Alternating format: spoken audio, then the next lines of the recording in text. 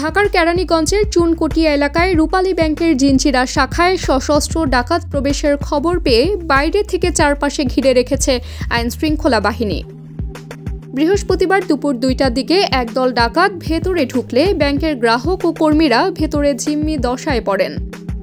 পুলিশের কেরানীগঞ্জ সার্কেলের অতিরিক্ত পুলিশ সুপার মোহাম্মদ জাহাঙ্গীর আলম বলেন, ডাকাত পড়ার খবর পেয়ে প্রথমে স্থানীয়রা জড়ো হয়ে ব্যাংকের গেইটে বাইরে থেকে তালা ঝুলিয়ে দেয়। পরে আইনশৃঙ্খলা বাহিনীর সদস্যরা গিয়ে ব্যাংকের ওই শাখার চারপাশে অবস্থান নেয়। তারা আলোচনার মাধ্যমে ডাকাতদের আত্মসমর্পণ করানোর চেষ্টা চালাচ্ছেন।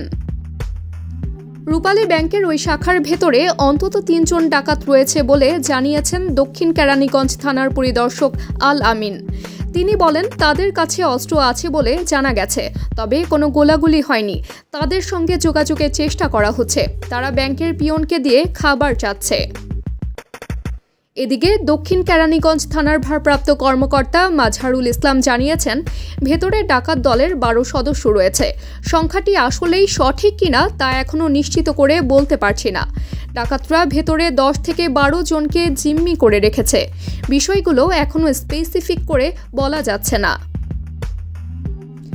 র‍্যাব ১০-এর অধিনায়ক অতিরিক্ত ডিআইজি খাদেমুল হক জানান, ব্যাংকে ডাকাতির খবর পেয়ে র‍্যাবের ৩টি গাড়িতে সদস্যরা ঘটনাস্থলে গিয়েছে। ব্যাংক থেকে ডাকাতদের ধরার চেষ্টা চলছে। আইনশৃঙ্খলা বাহিনী জানিয়েছে, ভবনের ভেতরে কী পরিমাণ ডাকাত রয়েছে এবং তাদের উদ্দেশ্য কী তা নির্ণয়ের চেষ্টা চলছে। ঘটনাস্থলে বিশৃঙ্খলা রোধে নিরাপত্তা ব্যবস্থা জোরদার করা হয়েছে। নাম প্রকাশে অনিচ্ছুক ঢাকা জেলার একজন পুলিশ কর্মকর্তা জানান, ব্যাংক কর্মকর্তা ও গ্রাহক মিলিয়ে ২০ জনের মতো ভেতরে জিম্মি থাকতে পারে। Tabassum Haque Anika, desk report, Times Today, Dhaka.